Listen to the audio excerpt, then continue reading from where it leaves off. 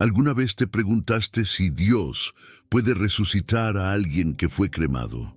La Iglesia guardó silencio por siglos, pero la Biblia tiene una respuesta que pocos conocen y que cambia absolutamente todo lo que creías saber sobre la muerte y la eternidad. Hay una pregunta que muchos evitan hacerse hasta que es demasiado tarde. Si una persona es cremada, ¿puede realmente resucitar cuando Cristo regrese? Algunos dicen que no importa. Otros aseguran que hay un detalle bíblico que cambia completamente la respuesta. Lo sorprendente es que la Biblia sí habla de cuerpos consumidos, de cenizas y de algo que casi nadie menciona cuando se toma esta decisión. Hoy vamos a mirar exactamente lo que está escrito, porque si esta elección afecta la resurrección, necesitas saberlo antes de que sea irreversible. Existe una pregunta que la mayoría de las familias enfrenta en algún momento de la vida, casi siempre en los momentos de mayor dolor y vulnerabilidad. Un ser querido acaba de partir, el corazón está roto y de repente hay que tomar decisiones que nadie enseña a tomar: entierro o cremación. Para muchos parece una elección práctica, económica o simplemente una preferencia personal, pero lo que pocos saben es que esta pregunta tiene raíces mucho más profundas que lo que vemos en la superficie. Durante siglos, la Iglesia cristiana se opuso firmemente a la cremación.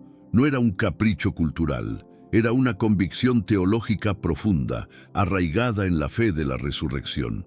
Los primeros cristianos enterraban a sus muertos con esperanza, como quien planta una semilla que aguarda el momento de germinar. Para ellos, el cuerpo no era simplemente un envase descartable, era algo sagrado, algo que Dios mismo había formado con sus manos. En Génesis 2:7, la palabra dice: «Entonces Jehová Dios formó al hombre del polvo de la tierra, y sopló en su nariz aliento de vida, y fue el hombre un ser viviente». Dios no solo creó el alma, Él formó el cuerpo, le dio forma, le otorgó dignidad, lo habitó con su aliento. Y si Dios se tomó ese cuidado al crearlo, ¿acaso no importa lo que hagamos con él cuando ya no respira? La cremación no es un tema nuevo. En la historia del pueblo de Israel, quemar un cuerpo era considerado una forma de deshonra extrema. Era el destino de los criminales, de los enemigos derrotados, de los que morían fuera de la alianza con Dios. En 1 Samuel 31, cuando Saúl y sus hijos cayeron en batalla, los filisteos los deshonraron, exponiéndolos públicamente. Los hombres valientes de Jabes, de Galaad, fueron a rescatarlos, y aunque quemaron sus cuerpos por una circunstancia específica, inmediatamente después tomaron sus huesos y los sepultaron bajo un árbol, con ayuno y lamento durante 7 días. Incluso en ese caso extremo hubo un acto de honra final. Esto no significa que quien fue cremado esté condenado, pero sí nos dice algo importante. El trato que los pueblos bíblicos daban al cuerpo reflejaba lo que creían sobre él. Y lo que creían era que el cuerpo humano tiene un destino eterno. No es un accidente biológico, es parte de un plan que va mucho más allá de esta vida. Ahora bien, si el cuerpo tiene un destino eterno, ¿qué pasa cuando ese cuerpo se convierte en cenizas? ¿Puede Dios resucitarlo? ¿Está escrito en algún lugar de las Escrituras lo que ocurrirá con los que fueron cremados, con los que murieron en incendios, con los que el mar devoró y nunca se encontraron? Estas preguntas no son nuevas, y la Biblia no las evita. En Apocalipsis 20:13 hay un versículo que muchos pasan por alto, pero que es absolutamente revelador.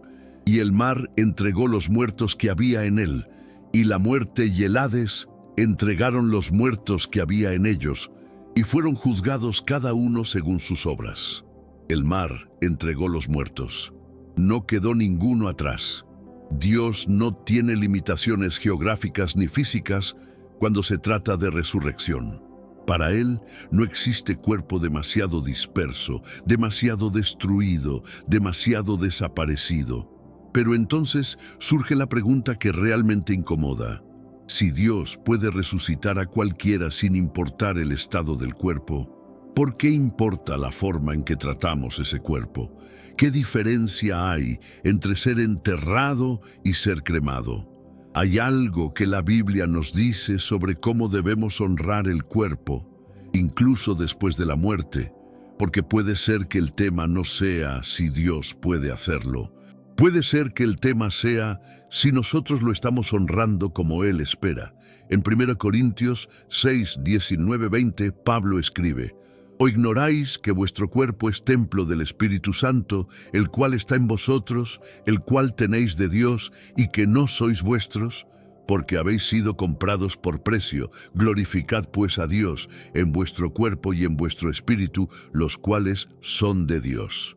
Si el cuerpo es templo, esa dignidad no desaparece con la muerte. El templo puede dejar de funcionar, pero sigue siendo sagrado en los ojos de quien lo creó.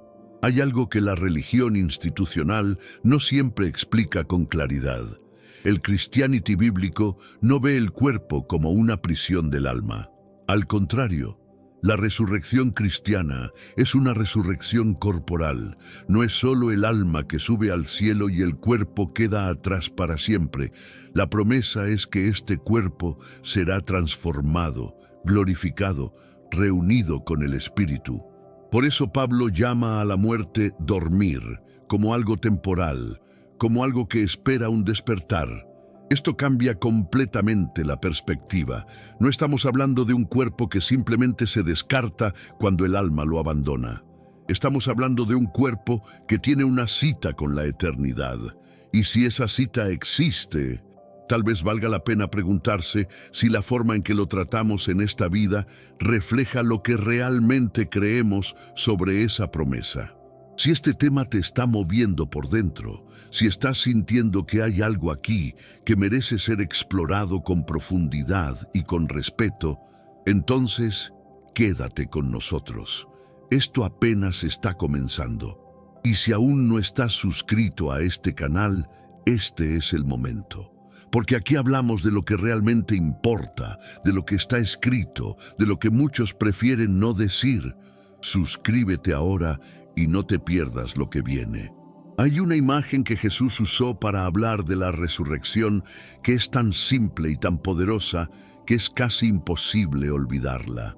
En Juan 12:24, Él dijo: de cierto os digo, que si el grano de trigo no cae en la tierra y muere, queda solo. Pero si muere, lleva mucho fruto. Una semilla que cae en la tierra, que es cubierta por el suelo, que parece desaparecer completamente y que después, desde esa misma oscuridad, surge algo completamente nuevo y glorioso. Esta imagen no fue elegida al azar. Jesús sabía exactamente lo que estaba diciendo. La semilla que se planta no se preserva en formaldehído. No se guarda en una vitrina, ella entra en contacto con la tierra, se descompone, se transforma, y de esa transformación surge vida. Pablo usa exactamente esta misma imagen en 1 Corintios 15, 42, 44 para describir la resurrección del cuerpo. Se siembra en corrupción, resucitará en incorrupción. Se siembra en deshonra, resucitará en gloria. Se siembra en debilidad, resucitará en poder. Se siembra cuerpo animal, resucitará cuerpo espiritual. Esto es fundamental. Pablo no está diciendo que el cuerpo no importa. Está diciendo que el cuerpo que resucita es diferente, más glorioso, transformado. Así como la planta que surge de la semilla no es idéntica a la semilla, pero tiene su misma esencia, el cuerpo resucitado tiene la misma identidad del cuerpo que murió, pero con una gloria que este mundo no puede contener. Y si esto es así, entonces la pregunta sobre la cremación se vuelve aún más profunda e interesante, porque hay quienes argumentan lo siguiente: si el cuerpo igual se descompone en la tierra, si en cuestión de años o décadas no queda prácticamente nada de él, entonces cremarlo solo acelera un proceso que ya iba a ocurrir de todas formas. ¿Cuál es realmente la diferencia? Esta es una pregunta honesta y merece una respuesta honesta, no evasiva, porque hay una diferencia y no es menor. La diferencia está en el simbolismo y en la intención. El enterramiento cristiano es un acto de fe. Es plantar una semilla con esperanza de que habrá una cosecha. Es decir, con el cuerpo lo que la boca dice con palabras. Creo en la resurrección de la carne. Cada tumba cristiana es una declaración de fe, es un gesto que apunta hacia adelante, hacia el día en que la tierra entregará lo que guardó. La cremación, en cambio, históricamente ha sido asociada con la idea de que el cuerpo no tiene futuro, que lo que fue ya terminó, que no hay semilla que aguardar. Ahora bien, aquí hay algo que es importante decir con mucha honestidad. Que alguien haya sido cremado no significa que está perdido, no significa que Dios no puede resucitarlo, no significa que esa persona no tendrá parte en la resurrección.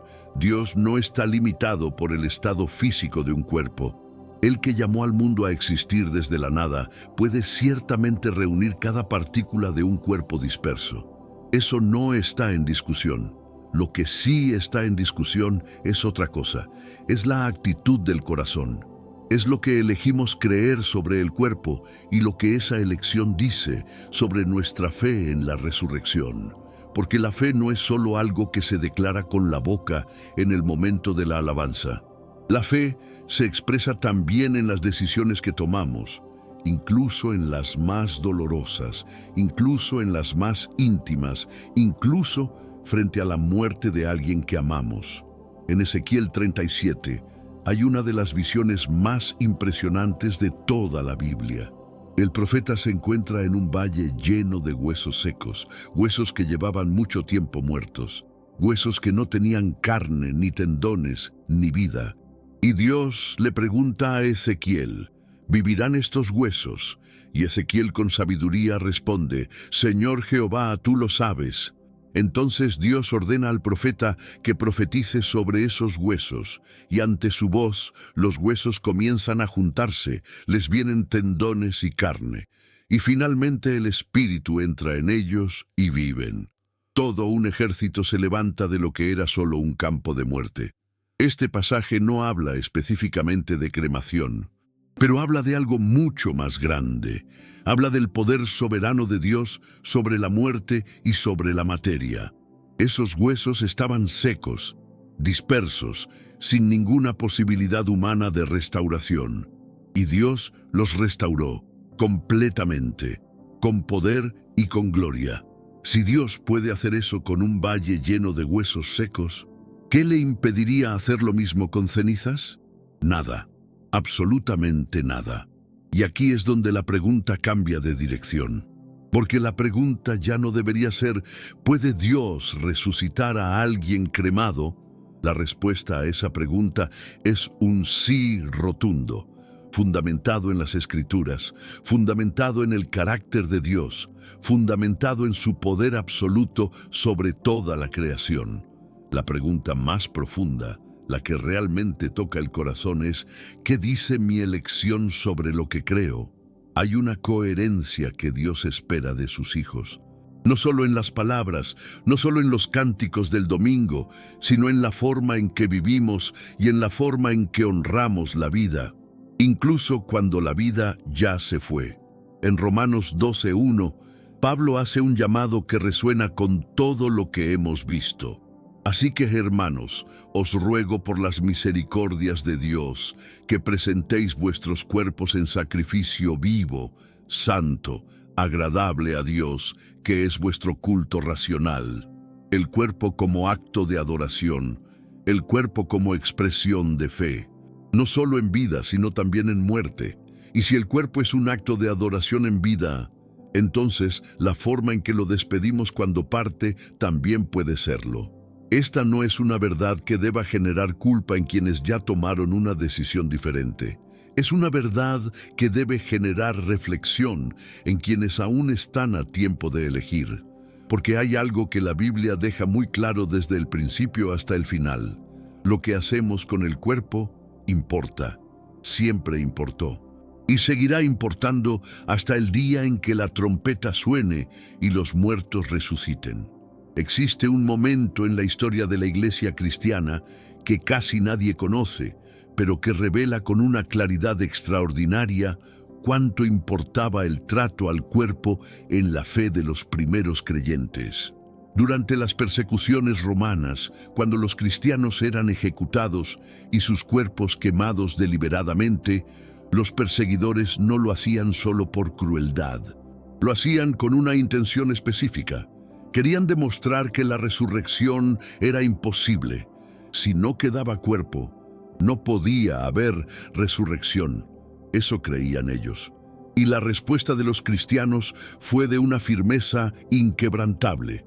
Los mártires enfrentaban las llamas sin renegar de su fe, no porque creyeran que el fuego podía destruir la promesa de Dios, sino precisamente porque creían que ni el fuego, ni el mar, ni la dispersión de las cenizas podía detener el poder del Dios que resucitó a Jesús de entre los muertos.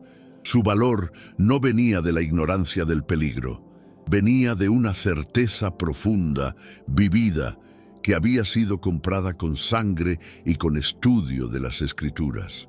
En 2 Corintios 4:14, Pablo escribe con esa misma certeza, sabiendo que el que resucitó al Señor Jesús, a nosotros también nos resucitará con Jesús y nos presentará juntamente con vosotros.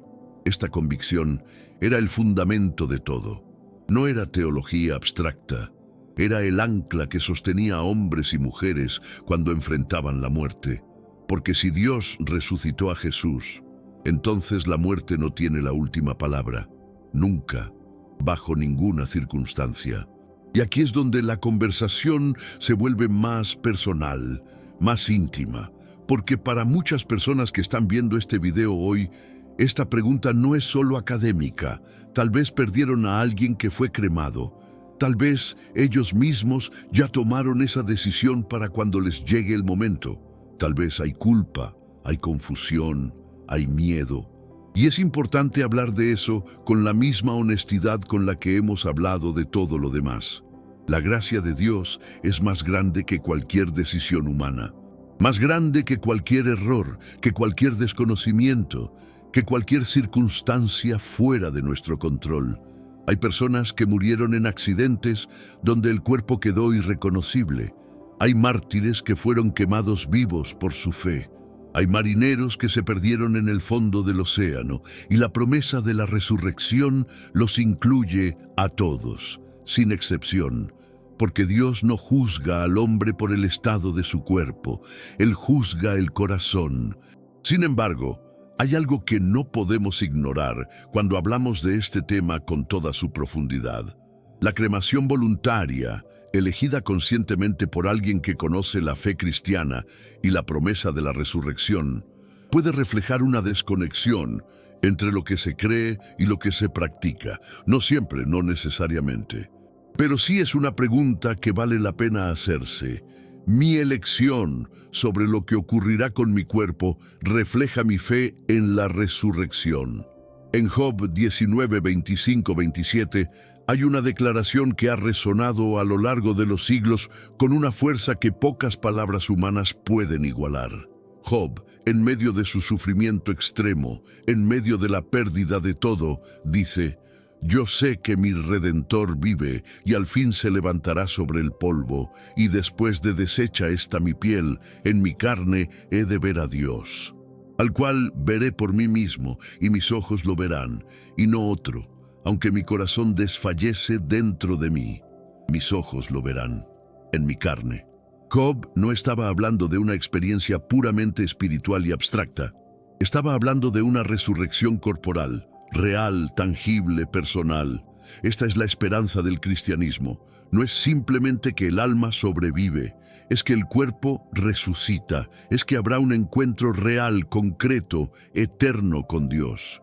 Y ese cuerpo que resucita, ese cuerpo glorificado que Job vislumbró en su angustia, es el mismo cuerpo que fue formado en el vientre materno, que caminó por esta tierra, que amó y sufrió y adoró. Transformado, sí. Glorificado, sí. pero el mismo en identidad, en historia, en dignidad. Y entonces todo vuelve a la misma pregunta central. Si ese cuerpo tiene una cita con la eternidad, si ese cuerpo será glorificado y reunido con el alma en la resurrección final, ¿cómo deberíamos tratarlo ahora? ¿Cómo deberían nuestras decisiones sobre él reflejar lo que creemos? Esto no es un llamado al miedo ni a la culpa. Es un llamado a la coherencia, a vivir de adentro hacia afuera, a que lo que creemos en el corazón se exprese también en las decisiones que tomamos, incluso en las más difíciles. La iglesia primitiva entendía esto de manera profunda y visceral. Sus catacumbas no eran solo lugares de escondite, eran cementerios, lugares donde depositaban con cuidado, con amor, con esperanza, los cuerpos de sus hermanos muertos. Sobre esas tumbas escribían palabras de fe, palabras que decían: aquí duerme fulano, en espera de la resurrección.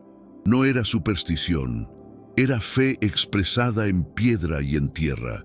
Era la convicción de que ese cuerpo guardado en la oscuridad saldría a la luz en el día del Señor. En 1 Tesalonicenses 4, 16, 17, Pablo describe ese día con una viveza que estremece el alma. Porque el Señor mismo, con voz de mando, con voz de arcángel y con trompeta de Dios, descenderá del cielo, y los muertos en Cristo resucitarán primero. Luego nosotros, los que vivimos, los que hayamos quedado, seremos arrebatados juntamente con ellos en las nubes para recibir al Señor en el aire, y así estaremos siempre con el Señor. Los muertos en Cristo resucitarán primero, no algunos. No los que fueron enterrados de cierta manera, los muertos en Cristo, todos. Pero esa certeza de que Dios puede resucitar a cualquiera no nos libera de la responsabilidad de honrar lo que Él creó. Al contrario, nos invita a vivir con una conciencia más profunda, más sagrada, más llena de gratitud por este cuerpo que nos fue dado. Porque si un día este cuerpo será glorificado, tal vez merece ser tratado desde ahora y hasta el final, con la dignidad que ese destino eterno exige. La pregunta con la que comenzamos hoy no era solo sobre cenizas y cuerpos, era sobre lo que realmente creemos. Era sobre si nuestra fe es lo suficientemente profunda como para expresarse incluso en las decisiones más silenciosas de nuestra vida. Dios puede resucitar a cualquiera, de eso no hay duda. Pero su poder no nos exime de honrar lo que Él creó con tanto amor. Como dice Juan 11:25, yo soy la resurrección y la vida. Esa promesa lo cambia todo. Hoy, mañana y por la eternidad. Gracias de corazón por haber llegado hasta aquí. Su presencia y su sed de verdad son lo que dan sentido a este trabajo. Si este video les habló, déjenlo saber con un comentario, compartan con alguien que necesita escuchar esto. Denle like y suscríbanse al canal para no perderse los próximos videos que aparecerán en la pantalla ahora mismo. Dios los bendiga abundantemente.